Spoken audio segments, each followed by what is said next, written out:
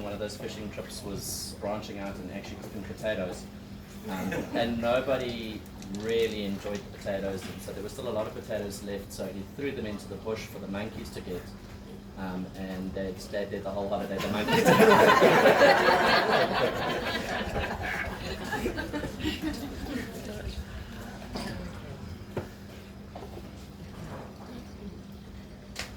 One of the families that used to spend a lot of time with us at the shack were the Brooks, Ben and Patsy, and Leonie and Rob. They used to share our April holidays at the shack. And at Gary's 21st, Ben did a really wonderful speech. So some of you, a lot of you here today, were at Gary's 21st, so apologies, you're going to hear it second hand and second time. And it's written in the first person as Ben, the dad of the family, so apologies that it's going to feel awkward that I'm reading it and it's spoken in the first person coming from Ben's perspective. Ben had actually put a book together, and how this all came about was Dex and our families and Ben and Patty were having a bit of a reunion, or sorry, Patty I think had passed at that stage, and Ben were having a reunion and talking about putting memories together about the shack. And so Ben solicited stories from everybody about the shack and then put them together with some photos in a booklet for us to keep as a family. And something that was very obvious when you read through the stories of the shack is that nearly every story includes Gary. And he was a naughty shit, and he used to play a lot of practical jokes, and a lot of those happened when we were on holiday. And so everybody's memories that were collated from all the different families had a lot to say about Gazel. So it'll be up on the table here if anybody wants to just take a browse through. It's quite long, so you won't get through all of it. But just bear with me as I talk about Gary from Ben's perspective. I had the privilege of speaking at Gary's 21st. When Dexter moved to the idea of compiling this collection of reflections in April 2012, I decided to retrieve my very inadequate notes and was struck by the centrality of Gary to the shack, and the shack to Gary. So that speech serves as a link between the Cawdrys and the Brooks reflections. The prime responsibility of a speaker at a 21st is to deliver anecdotes which are designed to embarrass the birthday person in public. A secondary role is to share wise comments aimed at enlightening all the youthful members of the gathering and put the recipient of the symbolic key and the reprobate friends on the straight and narrow for at least a week.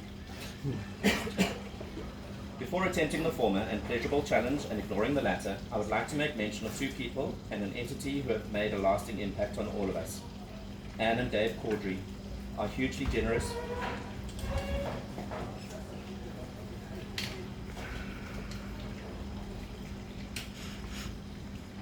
loyal and gregarious folk. Tonight we enjoy their hospitality yet again, and it's appropriate to raise a glass and thank them. To Anne and Dave for the good times. Good times. Thank you. Just give me a moment.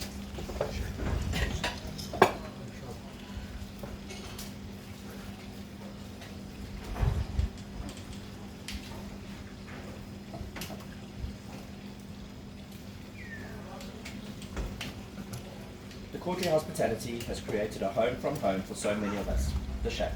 At the shack, it is customary to indulge in games of skill, such as Scrabble, Boggle, Trivial Pursuit, et.al. For some years, Dave won the majority of these, usually by sheer determination, but sometimes through devious tactics. The rest of us thought it was only a game. Then a new factor entered the list. Andrew turned 8, and the balance of power tilted. So tonight, I invite you to be a part of a new word game. It revolves around 4 letters. G-A-R-Y. Your choice of word has to be substantiated by a fact or legend. There are no prizes, and Dave and Andrew are disqualified from the outset. If you want to take over the speech at any time, you just have to challenge my word and suggest an improvement. If the majority here present vote for your word, you take over the speech and I relax. It's only a game. Like most things, we're at the shack. I considered golfer for the G word. Gary is a bit of a golfer, as was Gerald Ford. But Ford was said to be stupid, too stupid to fart, and chew gum at the same time. And Gary is a multitasker. Gary hits a long ball, as did Lee Trevino. Trevino said, I got a dial operator for long distance after I hit it. Gary's not in that league yet, so we'll discount golf. There's also galloping golf, aka hockey, and Gary holds Eastern Provincial B colours for this, but it's still not good enough for this auspicious occasion. Gregarious is more fitting. It's such a Cawdry word. They are the most outgoing and companionable clan I know. But gregarious is a long word, and a touch ostentatious, and that's so not Gary. Our son Rob suggested good O. True, but not classy enough for this elite competition. My final answer is generous. When Gary was a toothless wonder in grade 2, he would save up his turd money to pay for the pedal boat rides at Ramsgate, and I was honoured to share the pedals. Greater generosity have no 7-year-old than to pick up dog turds for an honorary uncle. Later, when he was in high school, the impecunious Cawdrys had booked a weekend at Kwamaratad, but were short on bucks to pay for the accommodation. No problem for Gary. He entered the Mellow Mild advertising competition, composed a catchy rhyming slogan, won a prize of 1,000 Rand, a princely sum in those distant days, and paid for the family's stay. When a friend heard about this triumph, he asked Gary to help him enter, so Gary composed a verse for him as well, and his buddy also won 1,000. So generous is my word. I pause for a slip and hope for challenges. Remember, the prize or punishment is to take over the speech. No? Damn it. And so to A. Gary's prowess with rhyming couplets eulogizing mellow mild mustard brings articulate to mind, but he was not always precise in his choice of words. Again, the shack is the venue. Gary and assorted teenagers had accompanied Patty on a shopping expedition and were returning laden with vast stores of food, loads of ice cream, Chelsea buns and burries, as well as beer for Dave. Patty stumbled on the homemade path, dropped her handbag, and expressed voluble displeasure in her inimitable way. When we asked Gary what the problem was, he said, "Auntie who's it's dropped her, what's it in the thingamy?" Well, maybe that doesn't justify articulate, so I'll try attractive. Before Gary agrees and Clive snorts with derision, I need to offer another substantiating anecdote from one of our earliest days at the shack.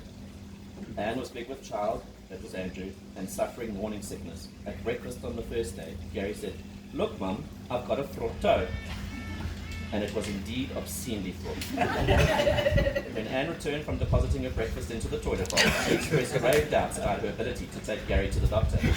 So I volunteered to go, accompanied by 4 young children.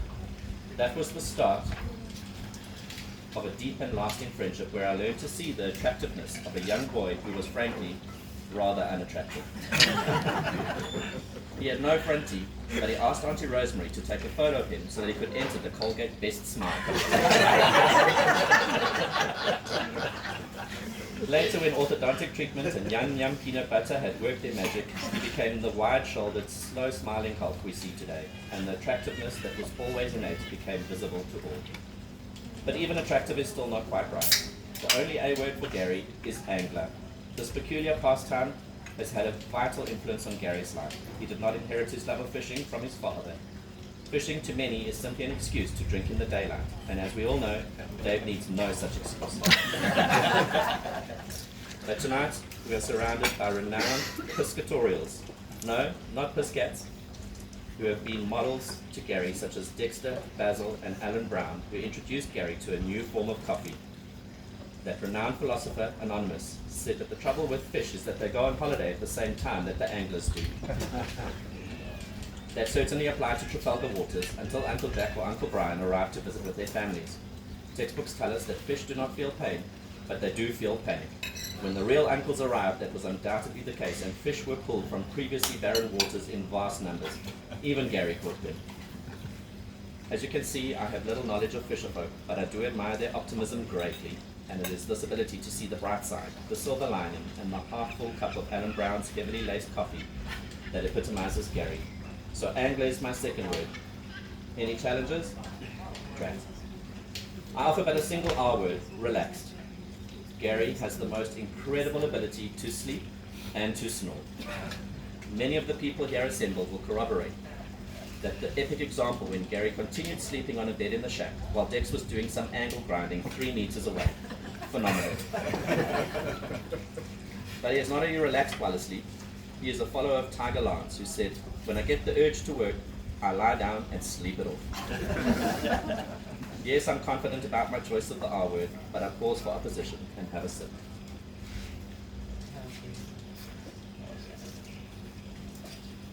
Incredible. The final letter is Y. Yes, we are fortunate that Gary is a short name. Imagine if he had been christened Aristotle or Zachariah. I battled a bit with Y. I thought of young because Gary was born at a very young age. But that's not unique. He is also young at heart, and I believe he will always be so, forever young. So being a bit stuck, I thought, what would Dave do? And I cheated. In Shack Scrabble, one is not allowed to trawl the dictionary, but one may check on the spelling of specific words. Dave would take an inordinate amount of time to check the spelling of a word, like Tuesday. And so I resorted to the dictionary, and there I found yeoman. It's so applicable to Gary. Adjectives that describe yeoman are loyal, dedicated, faithful, allegiant, true, devoted, staunch, unwavering, and steadfast. So that's my Y word, and that's the Gary we have grown to love and whom we honor this evening. G for uniquely generous, A for persevering, optimistic, angler, R for relaxed, to the point of being horizontal, and Y for the staunch, steadfast, unwavering yeoman. In conclusion, 2 toasts, the first to the shack and to those who shared it with us, and for the second toast, we call on Dave, but that was just the end of that. Very well written. Very well written.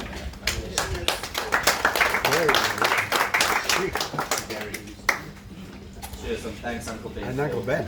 An awesome speech that is Yeah. just as appropriate No. today. Okay, I think next up